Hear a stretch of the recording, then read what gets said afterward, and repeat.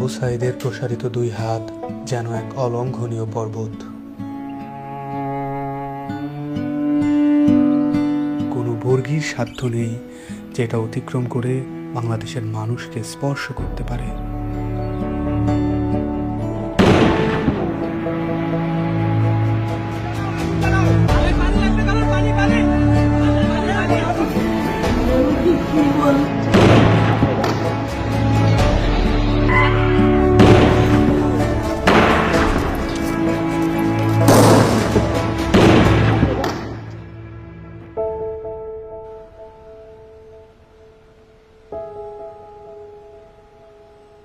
জুলাইয়ের পর থেকে এই বাবা প্রতিদিনই রাস্তার আশেপাশে হাঁটাহাঁটি করেন।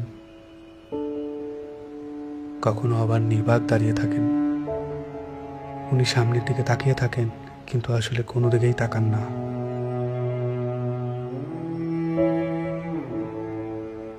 যেসব রাস্তা দিয়ে ওনার ছেলে হাঁটতো, ওইসব রাস্তায় উনি দাঁড়ালে উনি ওনার ছেলের রোম পান।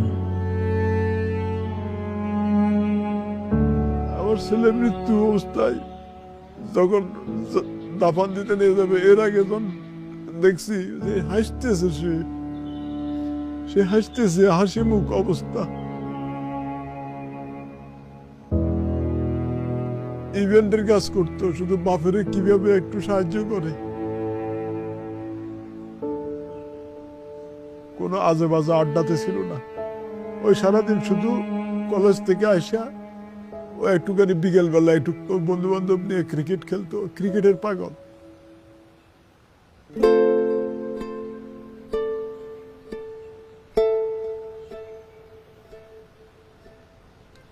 যে আমার পায়ের পাতা আছে এরকম একটা অনুভূতি হতো, কিন্তু আমি যখন হাত দিতাম তখন থেকে আমার পায়ের পাতা নেই, এরকম একটা প্রচুর অনুভূতি হতো। আমি অনেক কান্না করতাম। এই ব্যথার চেয়ে আমার ওই অনুভূতিগুলো আমার বেশি হতো, যে আমার পা আছে, আমি যখন হাত দিই তখন থেকে আমার পা নাই।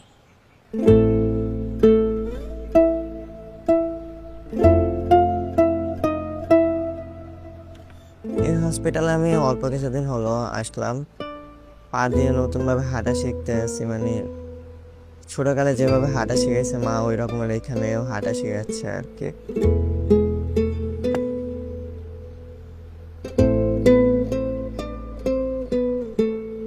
একটি প্রতিবন্ধী কিশোর, 7 বছরের বাচ্চা, ল্যাংড়া মানুষ যদি সংগ্রামে নামতে পারে, তাহলে আমি কেন বসে থাকবো ঘরে? একদিন তো মরতেই হবে, তাই মৃত্যুর ভয় করে স্বার্থপরের মতো ঘরে বসে না থেকে গুলি খেয়ে বীরের মতো মৃত্যু অধিক শ্রেষ্ঠ। আমি যদি বেঁচে না ফিরি, তবে কষ্ট না পেয়ে গর্বিত হয়েও জীবনের প্রতিটি ভুলের জন্য ক্ষমা চাই। আনাস।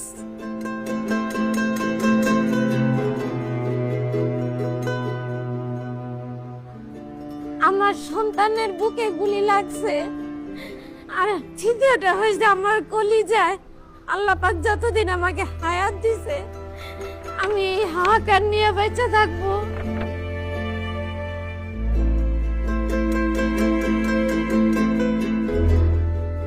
বাবা আসলে আমাদের একটা কিছু না, কিন্তু চকলেট নিয়ে আসছো।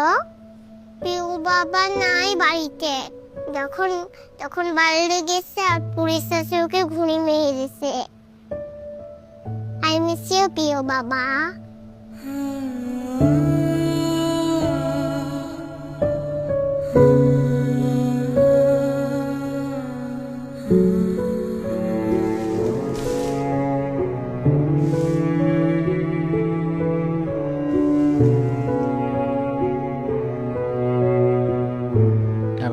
চেম্বারের মধ্যে বক্তব্য দিছিল যে আমরা কোনো সরকার বিরোধী আন্দোলন নয়, আমরা নিজের অধিকার আদায়ের জন্য ওদের বলা করার পরে ওদের কমিল বড়ুয়া ওই ছাত্রলীগের লিডার আসছিল, তাই সেই গলা চিপি ধরছিল, গালমুখের থাপড় মারছে। এখন ওই জন্যই ওর জেদ ধরে শহীদ হলো কি এখন ওটার ব্যাখ্যাটা আর আমি জানি না।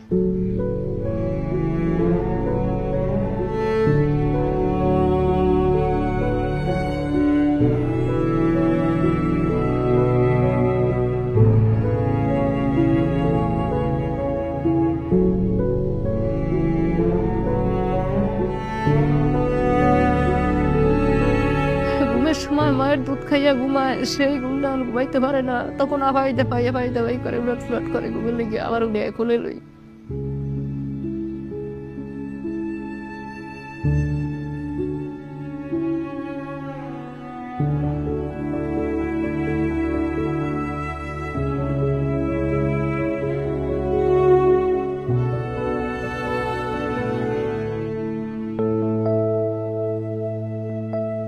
এখানে এসে যখন দেখি যে এখানে সবসময় ভাইয়া পড়াশোনা করতো, এই বিছানাতে থাকতো, এখন যখন দেখি ও নাই তখন একটা শূন্যতা কাজ করে মনের মধ্যে।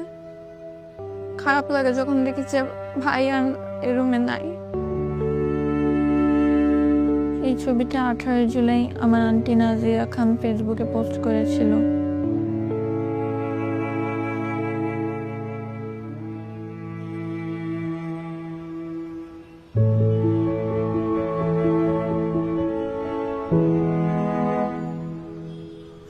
আজ কতদিন আমার ছেলে আমার মা কয়, আমার মাও কয় না, আমার বুক হয় না, কয় না আমার বাপ বেড়ে দে। আমার সন্তানরা যারা যেভাবে মারছে আল্লাহ তাদের বিচার করুক। আমি সরকারের কাছেও বিচার চাই, জনগণের কাছেও বিচার চাই। আমার সন্তানরা মারছে, হাজার হাজার মায়ের বুক খালি করছে, যে কালি করছে তারও বিচার করুক আল্লাহ। কতটা তুমি হারালে বন্ধু, কেঁদেছে অন্তর, জানো না তুমি হারাবার ব্যথা, জানে পলাশির প্রান্ত। হারিয়ে গেছে যেখানে মায়ের সোনার নলুকখানি, গোলা ভরা ক্ষেতের ফসল, সাজানো ফুলদানি। এ হারানোর বেদনা তুমি রেখো অন্তরে, দেখবে তোমার দুঃখ লুকাবে পলাশির প্রান্তরে। বাংলাদেশের বুকের ওপর চেপে বসা 36 দিনের এই ভারই আমরা নিতে পারছি না। একবার ভাবি চলেন, 16 বছরে কত বড় ভার হয়ে এটা আমাদের বুকের উপর বসেছিল। এই ভারই আমাদের শক্তি দিক সংস্কার করে নতুন বাংলাদেশ গড়ার।